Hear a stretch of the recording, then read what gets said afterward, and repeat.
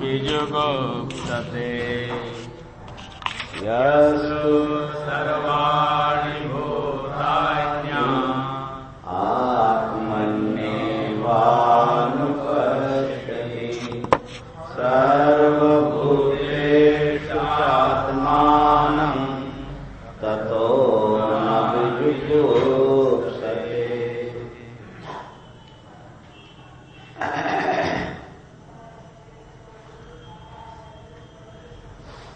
अब इस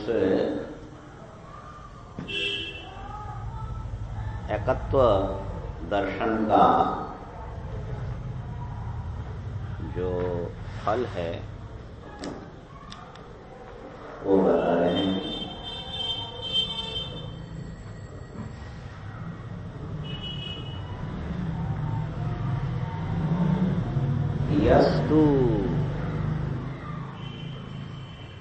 यस्तु इसमें कुछ गड़बड़ है, बैटरी खत्म होने। हरिओम हरिओम हरिओम।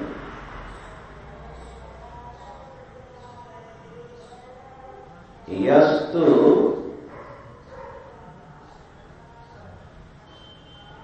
जो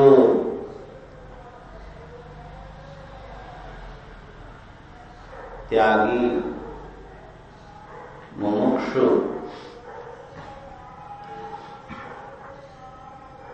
सर्वाणि भूतानि समस्त पदार्थों को, सब प्राणियों को और सब पदार्थों को, भूतानि माने भवन्ति इति भूतानि, जो कुछ भी उत्पन्न होते हैं वही भूत है, उसमें स्थावर जंगम सजीव निर्जीव सब आ जाएंगे पदार्थ।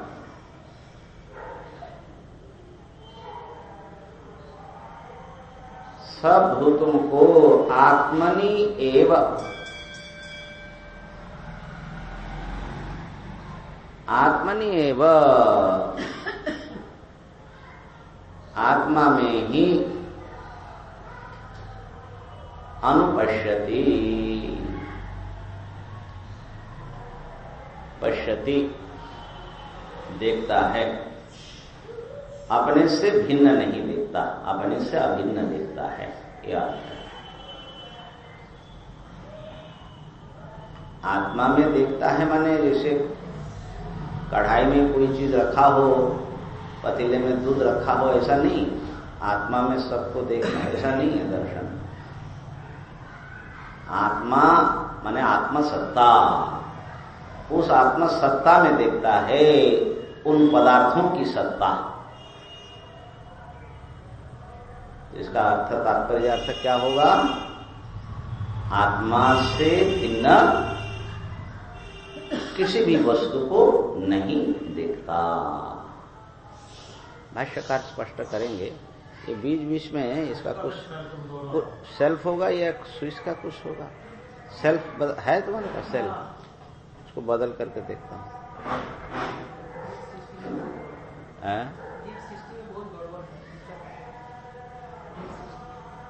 ये जीव सृष्टि माने कि ईश्वर सृष्टि माने महाराज? वस्तु तो ईश्वर की सृष्टि बोलते हैं। थोड़ा फासला कम होगा तो जीव सृष्टि आ जाएगी। अच्छा, तो अनुपश्यति, श्रवण मनन निधिध्यासन के अनंतर साक्षात्कार करोति, साक्षात्कारम करोति। शास्त्राचार्य उपदेश के अनुसार देखता है ना। अनुमाने शास्त्र और आचार्य ने जैसे कहा उसके अनुसार देखता है। जैसे श्रुति कह रही है ना, ऐसा दर्शन होना चाहिए, ना कि अपनी मनमानी दर्शन।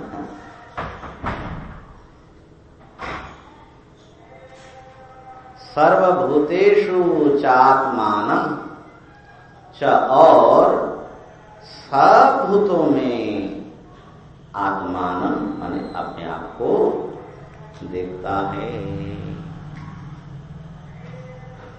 आत्मा में सबको देखता है और सब में आत्मा को, अपने आप को देखता है।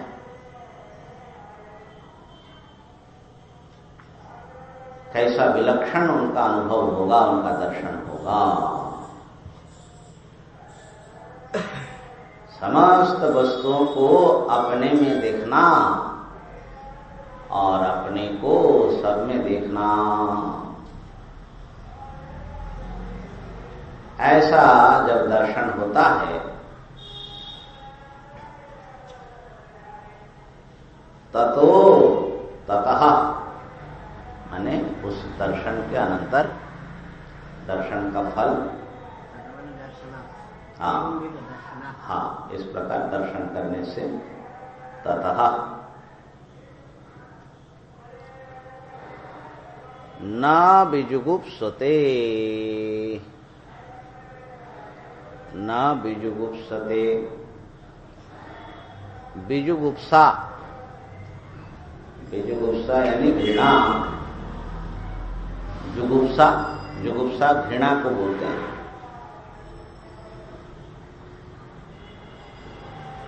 और बीजुगुप्सा माने विशेष विशेष प्रकार की जो घृणाएं होती हैं,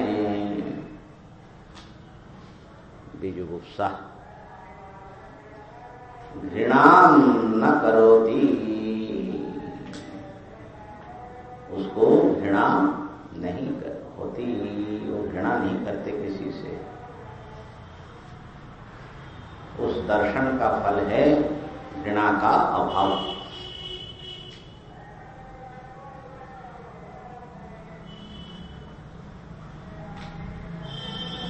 तो इस प्रकार से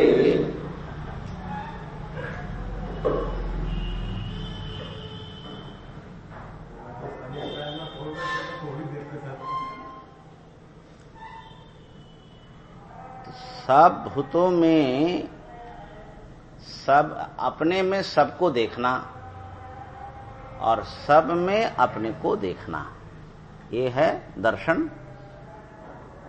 और इस दर्शन का फल है घृणा का अभाव। ये बात इस मंत्र में बताया।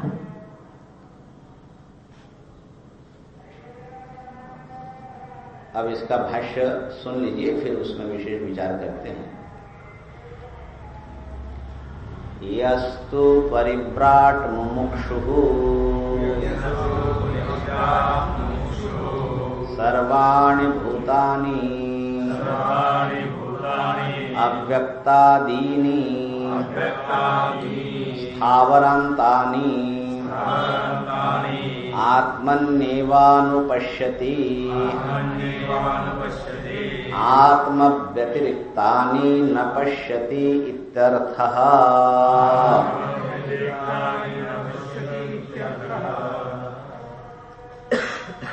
प्रथम चरण का अर्थ, यह यस्तु कौन देखता है, जो कोई भी नहीं देखता है, साधक देखता है। परिव्राट, जो ईशावास्य में बताया तेन त्यक्तेन भुंजिता, उसी को परिव्राट शब्द से भगवान भाष्यकार अनुवाद कर रहे हैं। ऐसे जो परिव्राजक मुमुक्षु हैं, वो यह शब्द का अर्थ हो गया। सर्वाणि भूतानि का अर्थ लेना अव्यक्त से लेकर स्थावर पर्यंत। अव्यक्त है कारण तत्व, सृष्टि की आदि अवस्था अव्यक्त, और वहां से व्यक्त होते होते होते होते स्थावर तक व्यक्त हो गया। स्थावरांतानि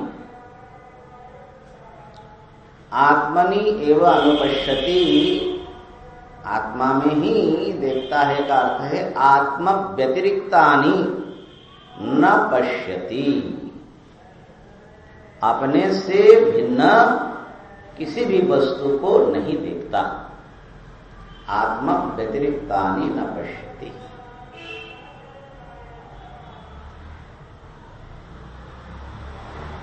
अपने से भिन्न नहीं देखता।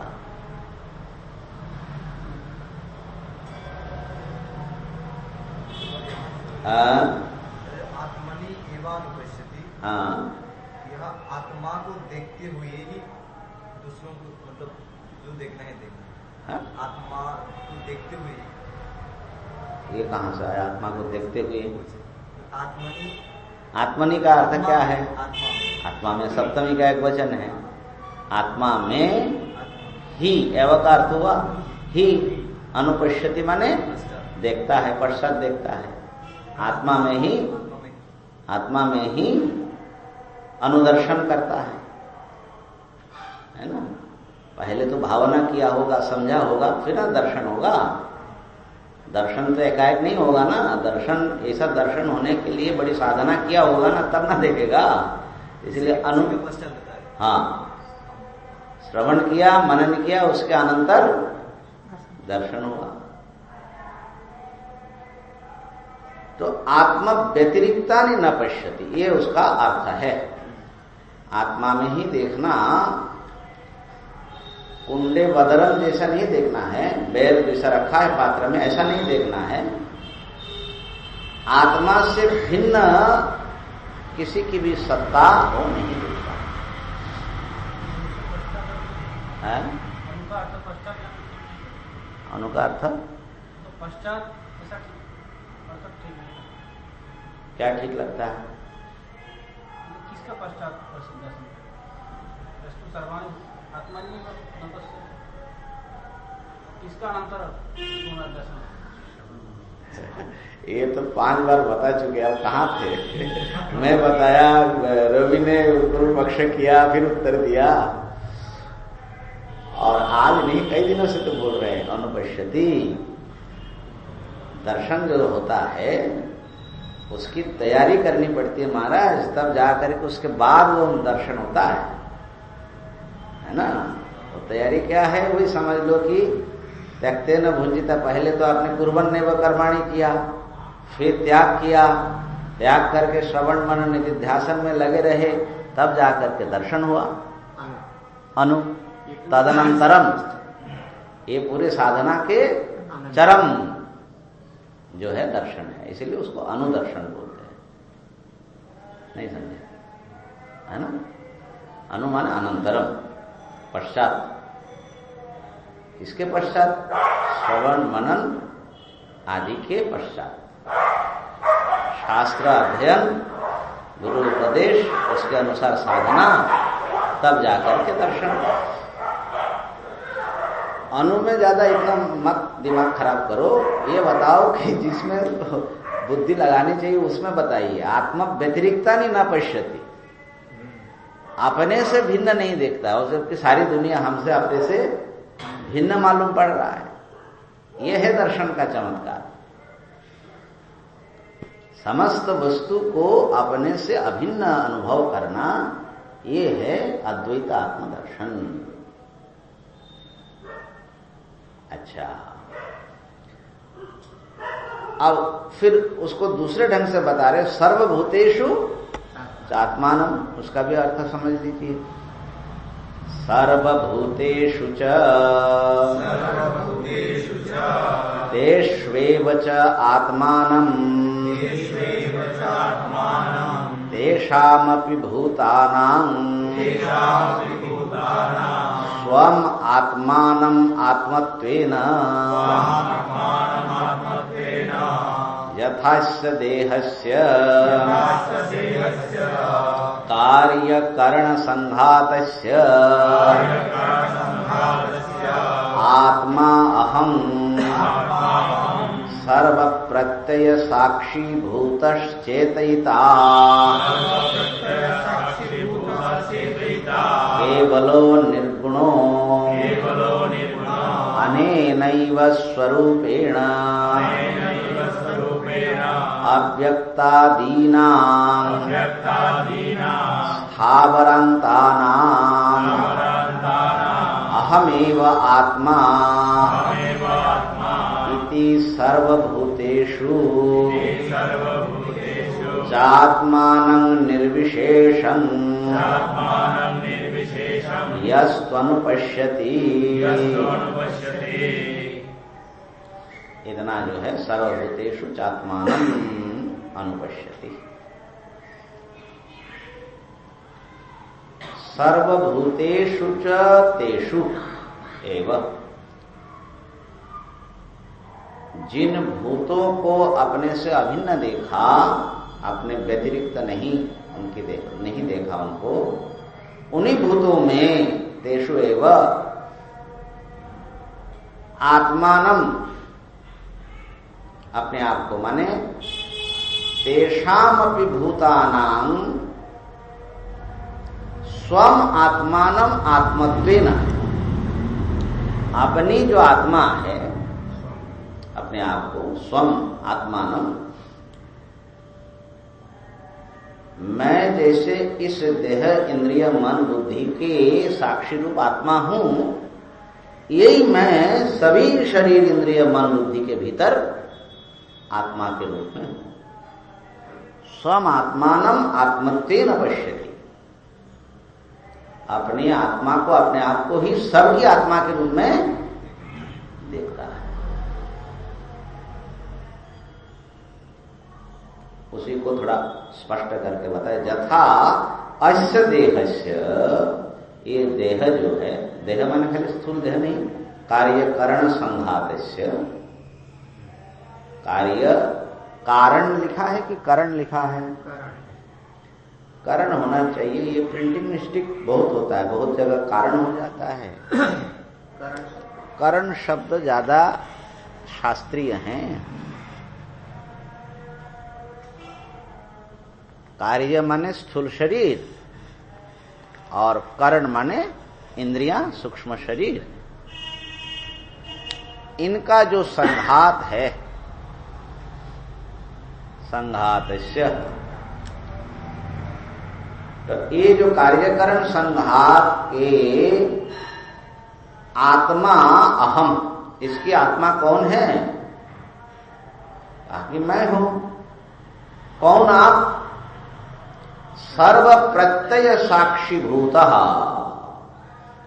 समस्त प्रत्यय के जितने प्रकार की अनुभूतियां हो रही है, होती रहती हैं, सब प्रत्ययों के साक्षी स्वरूप हूं। चेतयिता, जो चेतन सबका अनुभव करने वाला, चेतयिता, उसको चेतयिता बोलते हैं।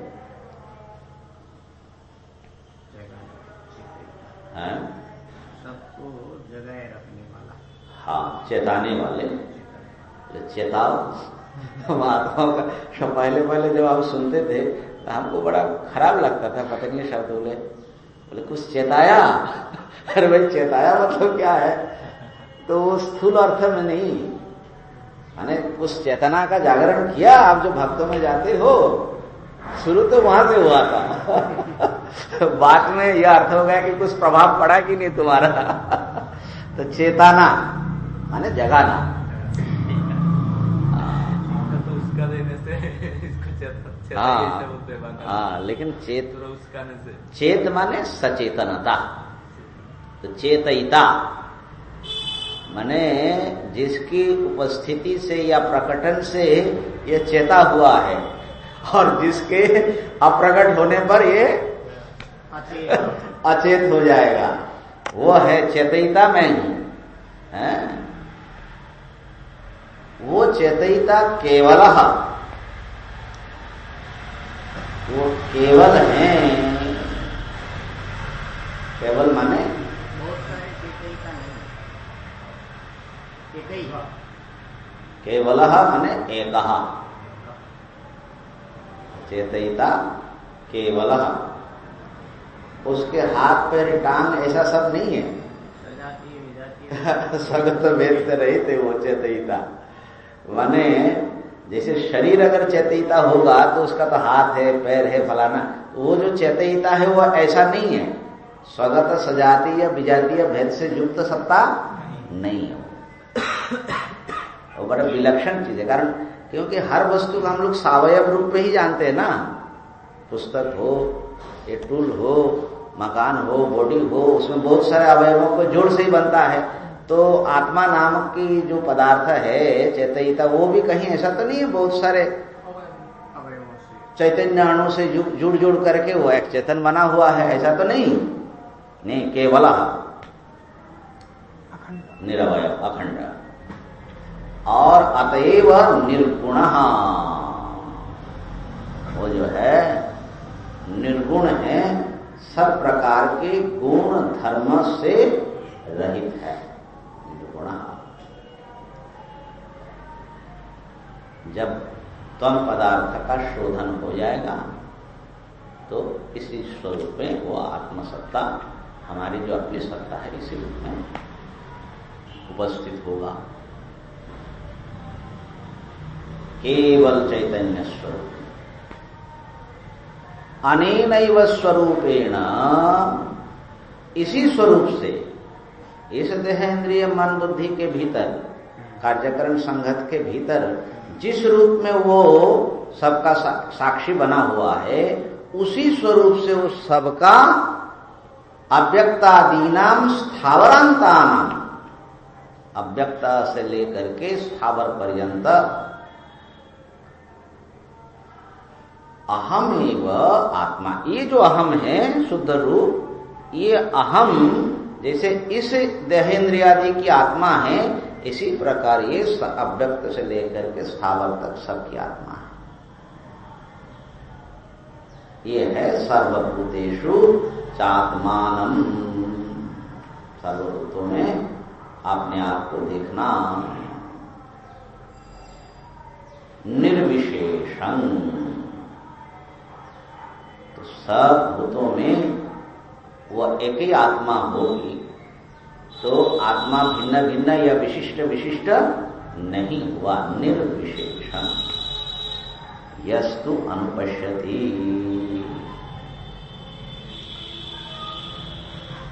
तो दोनों प्रकार से आत्मदर्शन होना चाहिए। एक तो अपने में सबको देखना और सब में अपने आप को देखना। दोनों में कुछ भेद मालूम पड़ रहा है? क्या भेद है?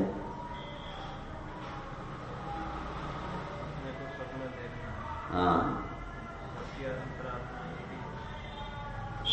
हाँ, ठीक।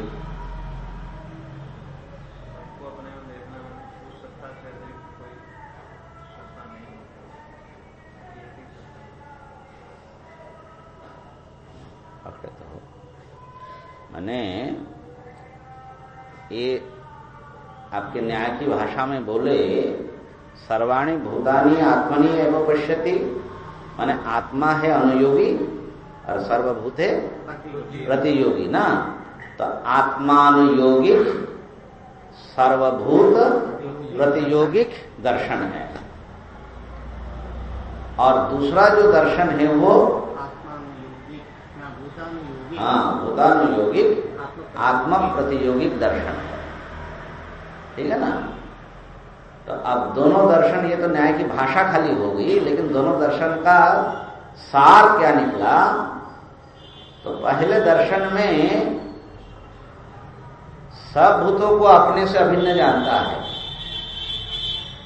सब भूत आत्मा से अभिन्न कैसे होगा?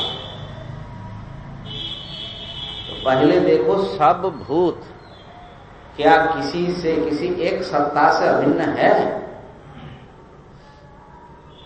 सब कुछ क्या किसी एक सत्ता से अभिन्न है? किससे?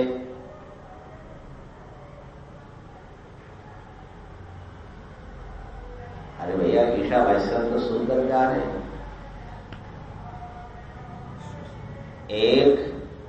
एक ही कारण सत्ता है ना, सारा विश्व चराचर में व्याप्त एक कारण वस्तु है ना, उससे भिन्न कोई है कार्य पदार्थ की सत्ता? तो ये सारा भूत एक अधिष्ठान चैतन्य से अभिन्न है। एक अखंड सत्ता की चर्चा तो हम लोगों ने की है ना। तो वो जो अखंड सत्ता है जिससे समस्त विश्व अभिन्न है, उस सत्ता को आपने अपना स्वरूप समझा कि नहीं समझा?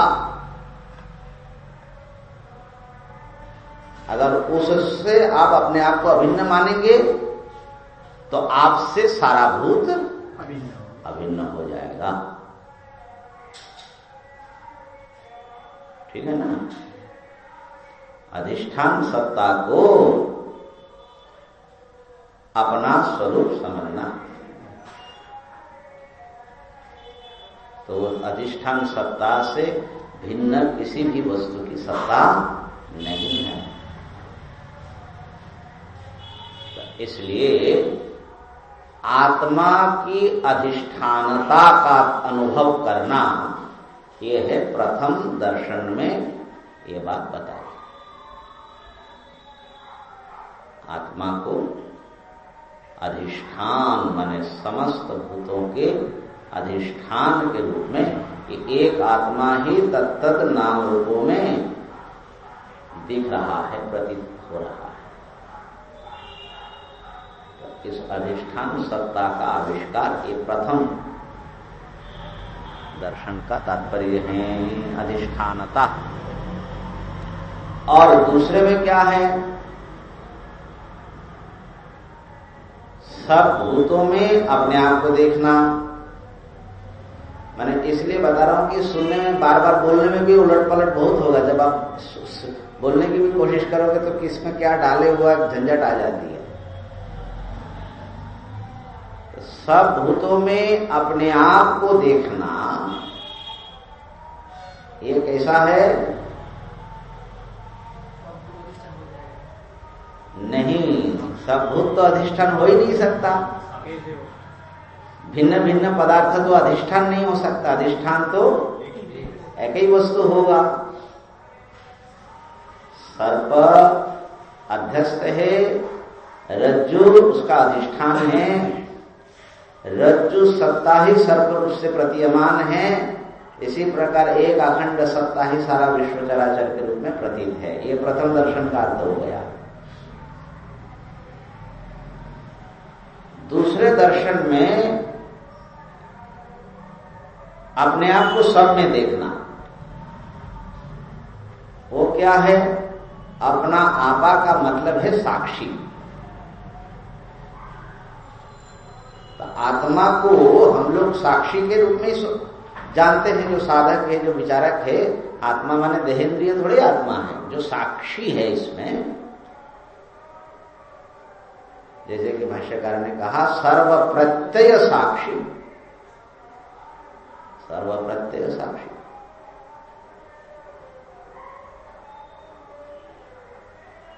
अब देखो, इस समय जो हम अपने आप को अनुभव कर रहे हैं कि मैं प्रणव चैतन्य हूं, मैं पढ़ा रहा हूं, आप लोग पढ़ रहे हैं, तो मैं फलाना हूं, ये एक प्रत्यय है। प्रत्यय ये क्या है? प्रत्यय है कि नहीं है? माने प्रत्यय समझने से हम लोग सोचते हैं कि हमारे दिमाग के भीतर कुछ हुआ है, वहां पर प्रत्यय है। लेकिन ये जो मैं नाम का वस्तु जो आप अनुभव कर रहे हैं, यही तो प्रत्यय है। ये तो प्रत्यय का रूप है ना। प्रत्यय माने वृत्ति, ज्ञान, अनुभव। तो ये जो प्रत्यय है, ये प्रत्यय पता लगता है जब स्वप्न में ये नहीं दिखता है। तो ये तो प्रत्यय ही हुआ ना। ये जो मैं हूं, आप है, ये क्या है? ये मेरा एक प्रत्यय है। इसी प्रकार आपके अंगल से आपका भी एक प्रत्यय हो रहा है। हो रहा है कि नहीं हो रहा है? ये प्रत्यय है। ये जीव सृष्टि है ना। तो इस प्रत्यय जो है सुषुप्ति में नहीं था, स्वप्न में नहीं था, बल्कि अभी जब गंगा जी में हम गए थे तो दूसरे प्रकार था, इस समय दूसरे प्रकार है। तो ये प्रत्यय जो है ये आगंतुक है, माने आया हुआ है। आया कि नहीं आया? पहले था, सुषुप्ति में था, नहीं था। तो जो कभी नहीं था और आया है, वो तो मेरा स्वरूप कभी नहीं हो सकता है और कभी चला भी जाएगा। लेकिन कितनी तगड़ी जो है अविद्या है, कैसा मोह है कि यही मैं हूं करके एकदम पकड़ लेते हैं हम लोग। इस प्रत्ययात्मक मैं से एक अलग साक्षी रूप मैं वो पता ही नहीं लगता है। ध्यान में आई बात? तो जो साक्षी रूप अहंता है माने आत्मा में, वो है वास्तविक आत्मा, समस्त प्रत्ययों का साक्षी, और सब प्रत्ययों में वो उपस्थित है। उसके बिना कोई प्रत्यय ही नहीं बन सकता। माने ज्ञान हुआ अब किसी को नहीं हुआ, ये कैसी बात है? ज्ञान तो ज्ञाता को ही होगा। तो ये जो प्रत्यय है, ये प्रत्यय का अनुभव करने वाला तो बैठा ही होगा इसके भीतर, लेकिन वो सभी प्रत्ययों के भीतर बैठा होगा। जो इस प्रत्यय में है उस प्रत्यय में नहीं है, वो मेरा स्वरूप नहीं हो सकता। तो सर्व प्रत्यय साक्षी भूतः, वो जो है जैसे एक कार्यकारण संघात में जितने भी प्रत्यय होता है सभी प्रत्ययों का साक्षी वो है, इसी प्रकार जितने भी कार्यकारण संघात है, जितने भी प्राणी हैं, सबका वो साक्षी है। ये सर्व साक्षिता की बात ये दूसरे चरण में बता रहे हैं। सर्वभूतेषु चात्मानम्, यहां पर जो साक्षी है वही वहां पर भी साक्षी है। जो असौ पुरुषः, वो आदित्य में जो बैठ करके साक्षी आदित्य को सत्ता स्फूर्ति दे रहा है, प्रकाश दे रहा है, जान रहा है, वही इसके भीतर बैठ करके इसको भी जान रहा है। सर्व साक्षिता। तो प्रथम में सर्वाधिष्ठानता और दूसरे भाग में सर्व साक्षिता। इस प्रकार से जब देखोगे तब आपका आत्मदर्शन चरम परम पूर्ण दर्शन हुआ। नहीं तो अब जैसे इस दृष्टि से देखो, सांख्य कितने दूर रह जाते हैं।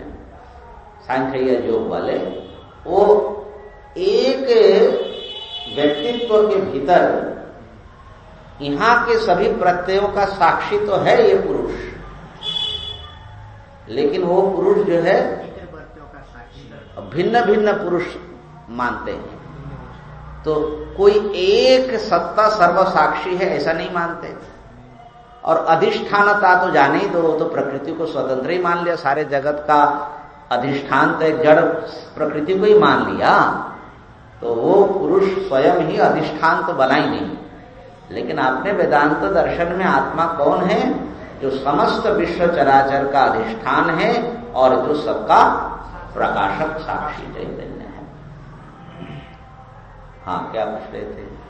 जैसे ये जो अहम प्रत्यय है, हाँ, मतलब यहाँ आप इस अवस्था में अपने आप को देह समझ रहे, ये तो ज्ञान है, और अहम करके हम मतलब एक सत्ता को अनुभव कर रहे हैं। देहातिरिक्त देह से युक्त होकर भी मतलब देहातिरिक्त एक सत्ता है ऐसा अनुभव कर रहे हैं। और सभी के यहाँ बताया कि सभी मतलब सबका जो प्रत्यय है, जैसे इस प्रकार हमको एक प्रत्यय हो रहा है अहम प्रत्यय, उसी प्रकार सबको हो रहा है, सबको हो रहा है। और सबका प्रत्यय जो है मतलब हमारा ऐसा होना चाहिए, ये कह रहेगा हमारा। अगर हम शब्द से तुम उस सर्व साक्षीभूत आत्मा को समझ रहे हो तब तो हो जाएगा।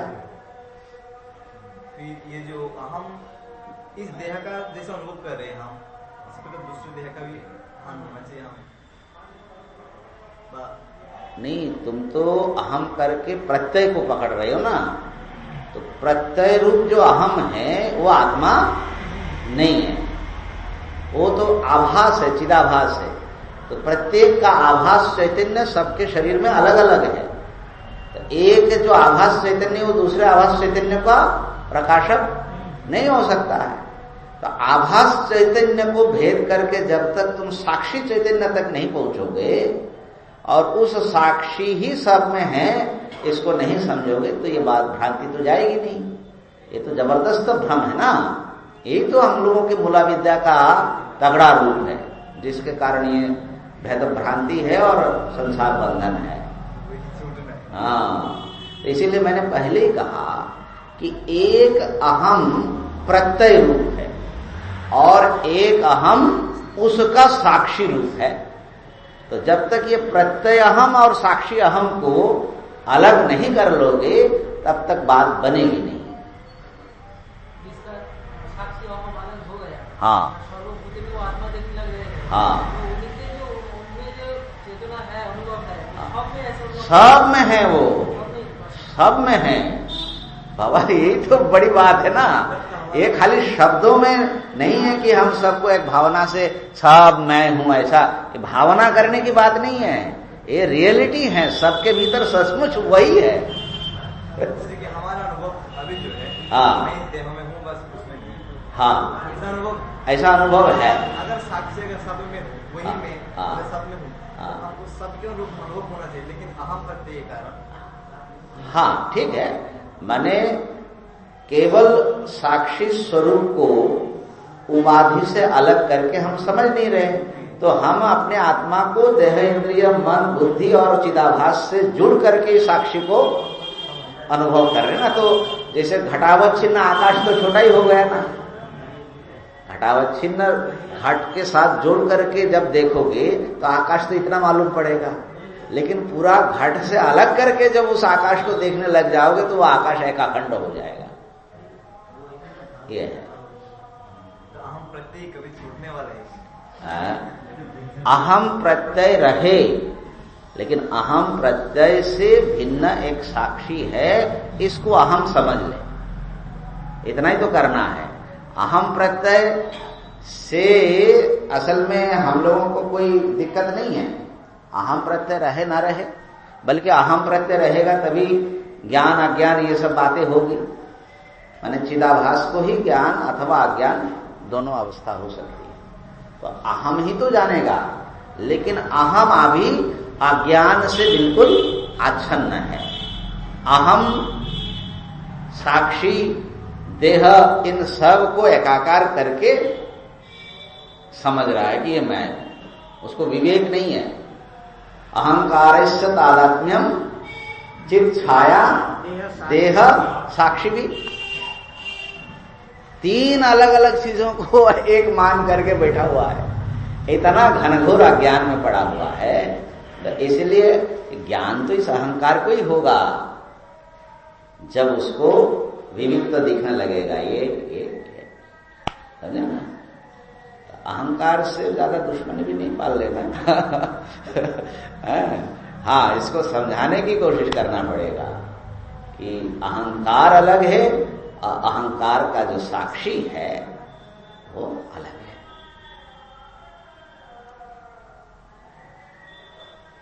ततो इस दर्शन का जो फल है सर्वाधिष्ठानता और सर्वसाक्षिता।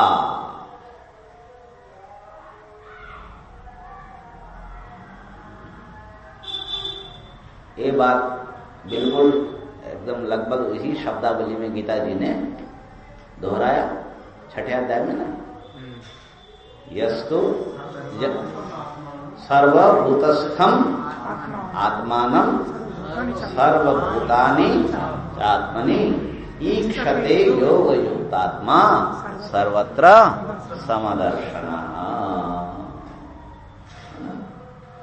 सर्वभूतस्थम आत्मानं, अपने आप को सब भूतों में स्थित देखता है, माने सबके साक्षी के रूप में उसी को देखता है। और ये बाद में कहा सर्वभूतेषु आत्मा, और वहां कहा सर्वभूतस्थम आत्मा। थोड़ा सा स्मृति तो अनुवाद ही करेगी। और सर्वभूतानि च आत्मनि, तो जो है यस्तु सर्वाणि भूतानि आत्मनि एवं पश्यति, एकदम यही भाषा डाल दिया पिताजी ने।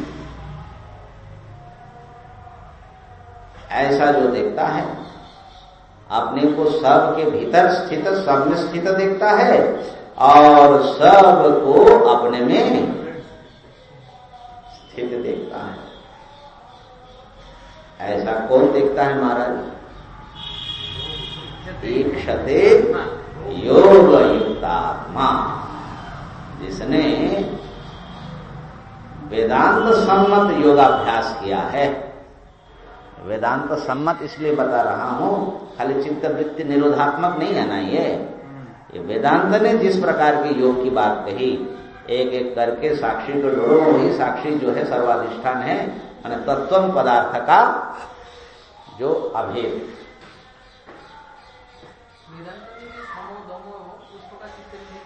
हाँ हाँ, इसलिए वेदांत में भी अपनी एक योग है।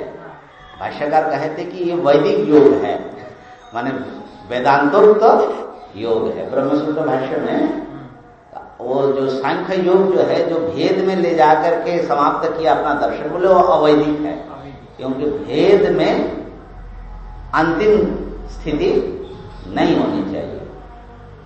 तो वो अवैधिक योग है, ये वैदिक योग है सब भारतीय योग। हम लोग खौड़ाना नहीं।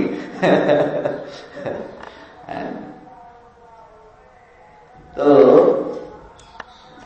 इस प्रकार एक अखंड आत्मतत्व की अनुभूति से समस्त नाम रूप का भेद अभिभूत हो गया, बाधित हो गया। एक मैं ही मैं हूं। तो ततो न विजुगुप्सते का अर्थ लिख रहे हैं।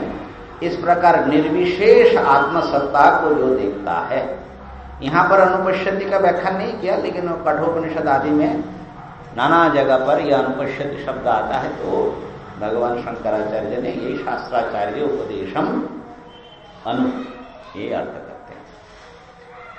स माने ऐसा दर्शन करने वाला, ततः, अच्छा पढ़ो, स ततः तस्मादेव दर्शनात् न विजुगुप्सते विजुगुप्सां घृणां न करोति। ततः माने तस्मादेव दर्शनात्, उस दर्शन मात्र से ही, दर्शन का ही फल है और कुछ करना नहीं पड़ेगा। क्या फल है? न विजुगुप्सते माने घृणाम न करोति, घृणा नहीं करता। ऐसा मालूम पड़ता है कि महाराज इतना बड़ा आत्मदर्शन और उसका फल जो है घृणा नहीं करता। ये कोई बहुत बड़ा फल तो हुआ नहीं। घृणा न करोति।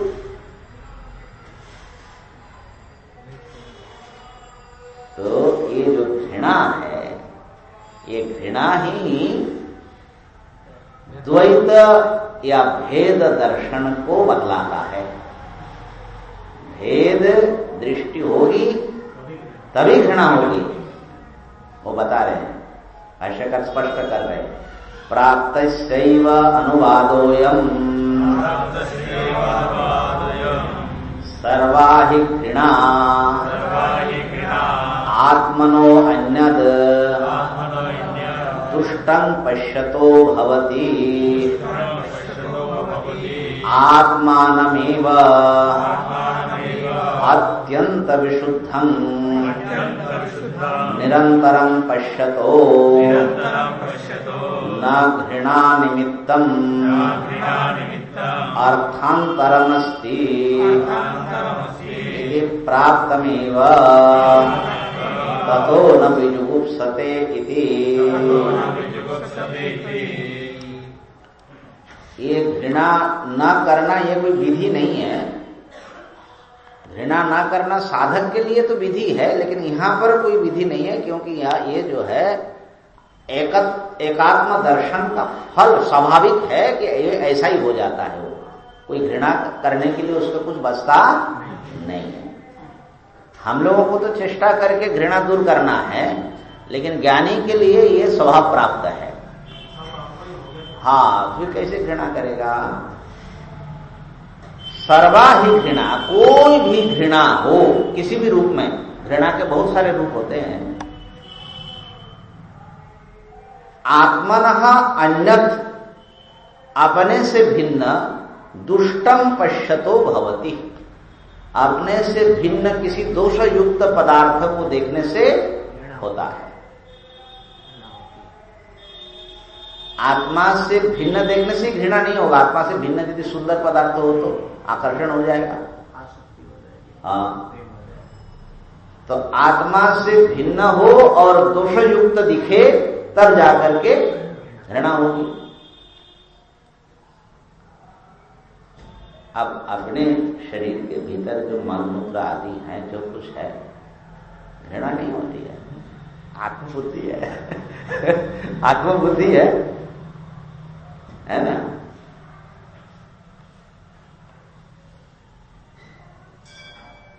अपने शरीर में कोई घाव हुआ तो उसको जो है इसमें घृणा नहीं होती, बल्कि ये होता है कि कैसे ये ठीक हो जाए। लेकिन दूसरे के शरीर में कोई घाव बह रहा है, ये जो कुष्ठ रोगी जो है ना, ऐसा हाथ ले करके जब आता है ना, तो देख करके ऐसा एकदम सहज रूप से घृणा हो जाती है। लेकिन अपना ही जब होगा तो बिल्कुल दृष्टि बदल जाती है। तो अपने से भिन्न दुष्ट दोषयुक्त वस्तु देखने से ही घृणा होती है, समझे ना। अच्छा, जैसे जैसे बाल है, नाखून है, जब तक अपने शरीर में लगा है घृणा हो रही है, बड़े प्यार से हाथ फेरते हो। लेकिन जैसे अलग हो गया, आप अपने से भिन्न हो, तुम्हारे थाली में आ जाए तो अरे, अपने शरीर से जैसे अपने आत्मबुद्धि से बाहर हो गया तो तत्काल जो है उसमें घृणा होने लगती है। तो जब तक अपना आपा है तब तक घृणा नहीं होती है। तो इसीलिए बिल्कुल बहुत विश्लेषण करके भगवान भाष्यकार बोल रहे हैं कि अपने से भिन्न हो और दोषयुक्त दिखे तो घृणा होती है। इसका जो दूसरा पक्ष है, दोनों ही भावनाएं हैं, आसक्ति और घृणा। हाँ, तो इसको ऐसे भी समझ सकते हैं क्या कि जिसकी अपने प्रति आसक्ति होगी उसको ही दूसरे में आसक्ति है। जब अपना आसक्ति जिसको खत्म है तो फिर वो जो संसार की आसक्ति है खत्म हो जाएगी। मतलब घृणा और आसक्ति जैसे, मतलब वही बात हो गई कि घृणा और आसक्ति दोनों अपने से भिन्न दोष, दुष्ट और अच्छा देखने से होता है। नहीं, मेरा मतलब यह है कि जैसे आसक्ति पहले अपने शरीर के प्रति होगी, अपनी चीजों के लिए, यदि वो खत्म होगी तब ही, जब तक अपने शरीर की आसक्ति है तब तक बाहर भी अपना खत्म किया तो फिर सब टूटेगा। ऐसा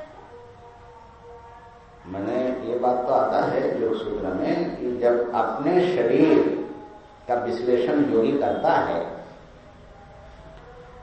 और इस शरीर को बड़ा विभत्स उसको अनुभव होता है, विभत्स, हाँ नहीं, बड़े घृणास्पद वस्तुओं से सब, है ना, क्या बोलते हैं, स्थानाद बीजाद उपष्टम्भाद निस्यंदाद निधनादपि कायम आधेय शौचत्तम। इससे बड़ा भारी अपवित्र चीज तो दुनिया में कोई है ही नहीं है। किस स्थान से पैदा हुआ, माने व्यक्ति कैसे स्थान से आया है उससे कुछ पता लगता है। तो गुरुजी लिखते हैं एक जगह कि एक और मलाशय, दूसरी ओर मूत्राशय, तीसरी ओर आमाशय, मध्य ये महाशय। माँ के पेट में जब रहा तो ये कैसे स्थान से आया, तो इसकी जाति कैसी है आप समझ लीजिए। तो इस प्रकार से योगी उसका विश्लेषण करता है। स्थानाद बीजाद, कैसे बीज से ये निकला, माने पितृभुक्ताद अन्नजात वीर्याद, और उपष्टम्भाद। अच्छा बोले ये तो अतीत की बात है, ऐसे बीज रहा, ऐसा निकला, बोला अभी जो है इसको पोस्टमार्टम करके, पोस्टमार्टम तो नहीं, रहते रहते ही उसका जो है एनालिसिस करके देखो क्या क्या चीजें हैं। एक तरफ चर्बी है, माने हड्डी, अस्थि, मांस, मेद, मज्जा, ये सारा जो सप्त धातु है आपके, क्या बोलते हैं, सप्त धातु आयुर्वेद में, सप्त धातु। तो सप्त धातु उसका जरा, माने अगर आपके आंख में एक्सरे विजन अगर आ जाए तो यहाँ सब कंकाल बैठे देखने से तो भागना पड़ेगा। ये तो भगवान ने ऊपर से पैकेजिंग डाल दिया तो राहत है, नहीं कोई बैठ सकता है क्या? है तो थोड़ा कैथेटर देखने से पता चलता है। कैथेटर जो बाहर लगता है और आजकल एक दूसरा भी लगता है, दूसरे वाले के लिए भी। हाँ वो लगता है, वो होता तो फिर और थोड़ा क्लियर होता है ज्यादा कि माने क्या स्थिति है। क्यों बाहर ही तो है, माने चमड़ी के एक इधर है एक इधर है, हाँ। इतना ही तो फर्क है। हाँ। कैथेटर चमड़ी के इधर लटक रहा है। बल्कि कैथेटर तो अच्छा है, माने उसका तो प्लास्टिक का है, हाँ। और ये तो चमड़े का। तो कहने का अर्थ है कि इस प्रकार से जब योगी, और वर्णन है इसमें, प्रस्यंदात सारे दरवाजे से क्या निकल रहा है, मतलब क्या भर के रखा है, ये अंदाज लगा सकते हो। तो निधनाद, और जो मर जाता है तब तो पता ही लगता है कि सारे कीड़े मकोड़े सब कैसे पनपते हैं उसके भीतर और सारा खाते हैं उसको। तो ये जो शरीर है, ये शरीर है सदा अशुचि।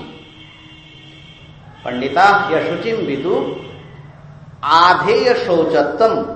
थोड़ी देर के लिए शुचिता का आरोप करके काम हम चलाते हैं, आरोप शुचिता का करते हैं, शुचिता हकीकत नहीं है, समझे ना। तो ऐसा जब इसको समझेंगे तो बोलते हैं कि अपने शरीर में उसको बीजुगुप्सा होगी, और जिसको अपने शरीर में बीजुगुप्सा होगी दूसरे का शरीर से क्या हाल होगा। इसीलिए शौचाचार की महिमा होती है, जो अपने आप को शुद्ध करते करते इसको समझ में आता है कि महाराज इतना मेहनत कर रहा हूं फिर भी अशुचि हो जाता है। तो जो असावधान लोग हैं उनसे ज्यादा पास में बैठना खतरे से खाली नहीं है। मैं हाँ, शौचात स्वांग जुगुप्सा परई असंसर्ग। एक बार हम आ रहे थे कलकत्ता से यहाँ, तो हमारे बर्थ के ऊपर जो है 2 फॉरेन लेडी आ रही थी। चेहरे तो बहुत खूबसूरत चेहरे हैं। अच्छा, सुबह उठे, एक शायद कुछ बीमार थी, बुखार थी, तो सुबह उठ करके देखा कि ना कोई दातुन ना कुछ खाने लगे। पता नहीं मुझे इतना घृणा हो गई। हमने कहा अरे राम राम राम राम, हम तो बड़े खूबसूरत समझ रहे थे। ये तो कुछ सफाई भी करती नहीं है, ये तो ऐसे ही रहती है। तो सारी चीजों के साथ में हम घूम रहे हैं, कैसा है। अरे महाराज, इसको पीछे जो है सुबह सुबह उठ करके 2-3 घंटा लगाते तब जाकर के थोड़ा उठने बैठने लायक होता है समाज में, और ये हालत है।